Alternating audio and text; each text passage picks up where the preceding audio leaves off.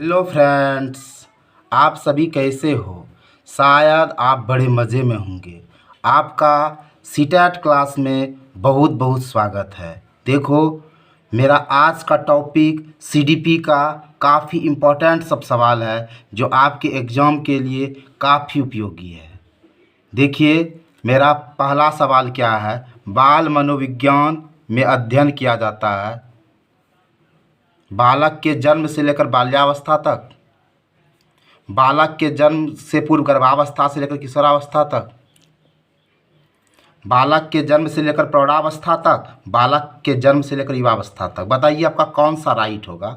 देखिए, सवाल कह रहा है कि बाल मनोविज्ञान में। अब देखिए, बाल मनोविज्ञान है तो इसमें हम लोग किसका अध्ययन करते हैं ना, बच्चा का ना। तो बाल मनोविज्ञान में हम लोग क्या करेंगे, बच्चे का अध्ययन करेंगे। तो इसमें कौन सा राइट होगा। बाल मनोविज्ञान में बालक के जन्म से लेकर बाल्यावस्था तक होगा, क्योंकि आपका बालक का जो जन्म हुआ उससे लेकर बाल्यावस्था तक। अब देखिए, इसमें आपका क्या है, बालक के जन्म से लेकर पूर्व गर्भावस्था से लेकर किशोरावस्था तक। देखिए, किशोरावस्था, इसमें किशोरावस्था जो आ गया तो इसका संबंध बाल से नहीं है, किशोरावस्था होगी, इसलिए नहीं होगा। बालक के जन्म से लेकर प्रौढ़ावस्था तक, देखिए इसमें भी बाल शब्द नहीं है। बालक के जन्म से लेकर युवावस्था तक, इसमें भी देखिए बाल से संबंध नहीं है, बच्चा से संबंध नहीं है। अब यहाँ देखिए, बालक के जन्म से लेकर बाल्यावस्था तक, तो देखिए यहाँ बाल और बाल्यावस्था। यहाँ क्यों नहीं है हुआ, क्योंकि किशोरावस्था, किशोरावस्था तो बाल नहीं ना है। अब देखिए, प्रौढ़ावस्था बाल तो नहीं ना है, युवावस्था बाल नहीं ना, इसीलिए ये राइट हुआ। आप एक बार फिर से इसको समझिए कि बाल मनोविज्ञान में अध्ययन किया जाता है। बाल मनोविज्ञान में किसका अध्ययन किया जाता है, तो बच्चे का अध्ययन किया जाता है, चाइल्ड का अध्ययन किया जाता है, बच्चे का अध्ययन किया जाता है। इसीलिए बालक के जन्म से लेकर बाल्यावस्था तक होगा, ये राइट होगा। अब बताइए आपका कौन सा राइट होगा। बाल मनोविज्ञान का अध्ययन निम्नलिखित में किसके लिए सर्वाधिक आवश्यक है। ठीक है, माध्यमिक शिक्षण के लिए, माध्यमिक शिक्षक के लिए, विश्वविद्यालय के शिक्षक के लिए, प्राथमिक शिक्षक के लिए, उपरोक्त में सभी। यहाँ बाल मनोविज्ञान है यानी बच्चे का मनोविज्ञान का अध्ययन निम्नलिखित में किसके लिए जरूरी है। माध्यमिक शिक्षा के लिए तो बड़ा बच्चा हो जाता है, इसके लिए तो कोई जरूरी नहीं। विश्वविद्यालय में तो और बड़ा बड़ा हो जाता है, इसके लिए तो कोई जरूरी नहीं है।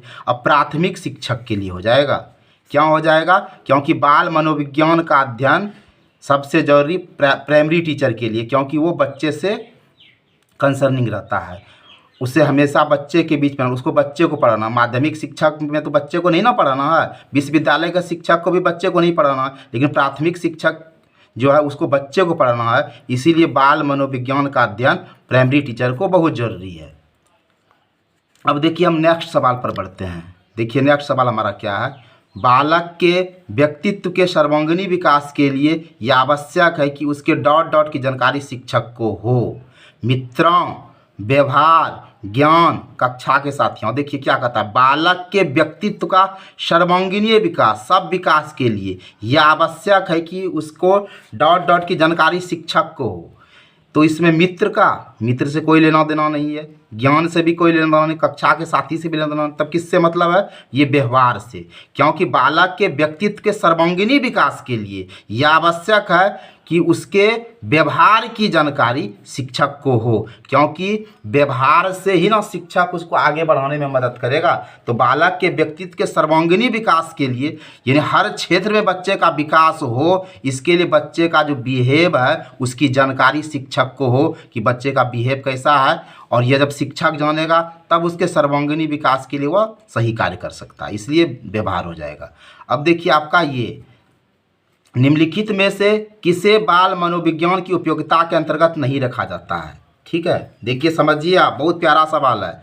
बालक के भविष्य के बारे में पूर्व कथन में सहायक, बाल निर्देशन में सहायक, शिक्षक की आर्थिक प्रगति में सहायक, बालक के व्यक्तित्व विकास को समझने में उपयोगी। सवाल देखिए कह क्या रहा है कि निम्नलिखित में किसे बाल मनोविज्ञान की उपयोगिता के अंतर्गत नहीं रखा है, नहीं रखा है। देखिए, बालक के भविष्य के बारे में पूर्व कथन में सहायक हो, चूँकि ये बच्चा से कंसर्निंग है तो इसको तो रखा गया है, ये रखा गया है। बाल निर्देशन में सहायक, ये भी रखा गया है। बालक के व्यक्तित्व विकास को समझने में उपयोगी, ये भी रखा गया है। इसमें नहीं रखा गया है, ये आपका हो जाएगा आंसर, आपका राइट। ये 3 नंबर राइट हो जाएगा आंसर। क्यों?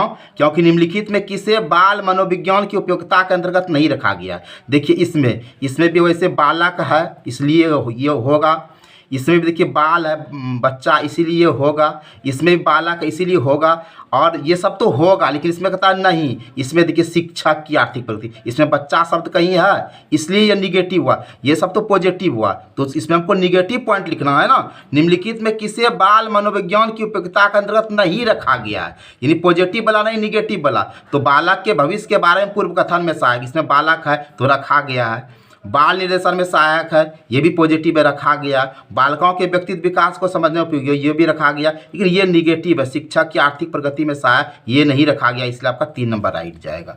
अब देखिए हम नेक्स्ट सवाल पर बढ़ते हैं आगे। देखिए ये क्या है कि निचली कक्षाओं में, जो निचली कक्षा है छोटी कक्षा है, इसमें शिक्षण की खेल पद्धति का मूल रूप से आधारित है। किस पर आधारित है? शारीरिक शिक्षा कार्यक्रम पर, ये भी नहीं होगा। शिक्षण पद्धति के सिद्धांत पर, ये भी नहीं होगा। शिक्षण के समाजशास्त्री सिद्धांत पर, ये पर भी नहीं होगा। ये होगा विकास एवं वृद्धि के मनोवैज्ञानिक सिद्धांत पर, क्योंकि निचली कक्षा में शिक्षण कि खेल पद्धति जो है ये मूल रूप से किस पर आधारित है? नीचे क्लास में जो हम लोग बच्चे को पढ़ाते हैं और खेल विधि से पढ़ाते हैं, इसमें विकास और वृद्धि का ये मनोवैज्ञानिक सिद्धांत है कि खेल विधि से अगर बच्चा को सिखाया जाएगा तो बच्चा ज़्यादा सीखेगा, उसको कोई बर्डन नहीं होगा। तो निचली कक्षा में शिक्षण की खेल पद्धति के मूल रूप आधारित क्या है? विकास एवं वृद्धि के मनोवैज्ञानिक सिद्धांत पर, क्योंकि एक बच्चा खेलना पसंद करता है और वो पढ़ने से दूर भागना चाहता है। जब उसको खेल विधि से पढ़ाया जाए तो वो ज़्यादा बेनिफिट उसको होगा, इसीलिए ये वाला आंसर 3 नंबर राइट जाएगा। अब देखिए इसमें कौन सा होगा? निम्न में से कौन सा बच्चे की सामाजिक मनोवैज्ञानिक आवश्यकता से संबंध नहीं है, यानी निगेटिव वाला लिखना है। देखिए निम्नलिखित में कौन सा बच्चे का सामाजिक मनोवैज्ञानिक आवश्यकता संबंध नहीं है? सामाजिक अनुमोदन और सराहना की आवश्यकता, देखिए आवश्यकता ये पॉजिटिव आपका है। देखिए संवेगात्मक सुरक्षा की आवश्यकता है, देखिए पॉजिटिव है। देखिए सानिध्य संगति की आवश्यकता, देखिए पॉजिटिव है, लेकिन यहाँ देखिए ये आपका निगेटिव हो जाता है। ये शरीर से अपशिष्ट पदार्थों को नियमित रूप से बाहर निकालना, जैसे मलमूत्र को निकालना। अब देखिए इसमें कहा क्या रहा है कि निम्नलिखित में कौन सा बच्चे की सामाजिक मनोवैज्ञानिक आवश्यकता से संबंध नहीं है? ये तो है आवश्यकता, देखिए आवश्यकता, इसमें कहता आवश्यकता नहीं, समझिए देखिए आवश्यकता नहीं, ये तो आवश्यकता है ना, ये तो आवश्यकता है ना, ये देखिए ये आवश्यकता है ना, लेकिन ये देखिए बाहर निकालना, शरीर से अपशिष्ट पदार्थ को बाहर निकालते हो तो इसमें सामाजिक मनोवैज्ञानिक आवश्यकता के साथ संबंध नहीं है, इसलिए आपका आंसर क्या होगा? ये 3 नंबर राइट जाएगा। क्योंकि एक बार फिर से आप समझिए कि निम्न में कौन सा बच्चे की सामाजिक मनोवैज्ञानिक आवश्यकताओं के साथ संबंध नहीं है? ये तो संबंध रखता है, सामाजिक अनुमोदन अथवा सराहना की आवश्यकता बच्चे को है। बच्चा का जितना तारीफ करोगे बच्चा उतना प्रोत्साहित होता है। अब देखिए संवेगात्मक सुरक्षा की आवश्यकता, इससे भी बच्चा के लिए पॉजिटिव होता है। उसको सानिध्य संगति की आवश्यकता होता है, ये सब उसका पॉजिटिव है, लेकिन शरीर से वो अपशिष्ट पदार्थ मलमूत्र को निकालेगा, इसका सामाजिक मनोवैज्ञानिक अवस्था से कोई संबंध नहीं है, इसलिए आपका ये 3 राइट जाएगा। अब देखिए ये क्वेश्चन कितना प्यारा सा है। देखिए ये लगभग हर बार एग्जाम में पूछता है कि विकास कभी ना समाप्त होने वाली प्रक्रिया है, यह विचार किससे संबंधित है? तो ये आपका जाएगा निरंतरता का सिद्धांत से, क्योंकि देखिए कभी ना समाप्त होने वाली प्रक्रिया, विकास कभी नहीं, ये निरंतर चलते रहेगा। और निरंतरता देखिए विकास कभी ना समाप्त होगा, कभी ना समाप्त मतलब क्या? वो निरंतर लगातार कंटिन्यूअस चलेगा, इसीलिए आपका ये राइट जाएगा। अब देखिए आज का अंतिम सवाल कि निम्नलिखित में कौन सा विकास का सिद्धांत, निम्नलिखित में कौन सा विकास का सिद्धांत है? विकास की सभी प्रक्रिया अंतर संबंधित नहीं है, ये तो बिल्कुल गलत कह रहा है। विकास का जो प्रक्रिया है, यानी ये PCSE जो है, ये फिजिकल, कॉग्निटिव, सोशल, इमोशनल, देखिए ये सब एक दूसरे से संबंधित है। इसका जितना भी क्रिया एक दूसरे से संबंधित है, इसमें कहता है नहीं है, तो गलत कह रहा है। अब कह रहा विकास हमेशा रेखीय होता है, ये भी गलत है, क्योंकि विकास रेखीय नहीं, ये तो वर्तुल होता है, इस तरह का होता है। विकास रेखीय नहीं होकर वर्तुल होता है, ठीक है। तो विकास हमेशा रेखीय होता है, ये भी गलत है। ये निरंतर चलने वाली प्रक्रिया नहीं, ये भी गलत कहता है। विकास तो हमेशा चलते रहता है, ये आपका उम्ब टू टुम्ब जाता है, उम्ब टू टुम्ब, यानी ये माँ के गर्भ से शुरू होकर आपकी मृत्यु तक चलता रहता है। तो ये हमेशा चलने वाली प्रक्रिया है, ये कहता है नहीं। तो इसमें कौन सा सिद्धांत हो जाएगा, ये 2 नंबर, कि सभी की विकास दर समान नहीं होती है। अब देखिए, अगर 2 बच्चा है तो उसका विकास होगा, लेकिन विकास दर एक तरह से नहीं होगा। अब मान लीजिए कि एक बच्चा शहर में रह रहा है और एक बच्चा गांव में रह रहा है, ठीक है, और शहर में इसको अच्छा परिवेश मिल रहा है तो इसका अच्छा डेवलपमेंट होगा। अब देखिए, दोनों का, गांव के भी बच्चे का विकास हो रहा है, शहर का भी हो रहा है, लेकिन इसका ज़्यादा विकास होगा, इसका विकास दर थोड़ा स्पीड होगा, क्योंकि इसको अच्छा एनवायरनमेंट मिल रहा है, अच्छा पोषक तत्व मिल रहा है। तो यहाँ देखिए, एक बार फिर समझिए इसको, निम्नलिखित में कौन सा विकास का सिद्धांत है। तो विकास की सभी प्रक्रिया अंतर संबंधित नहीं है, ये तो बिल्कुल है ही नहीं।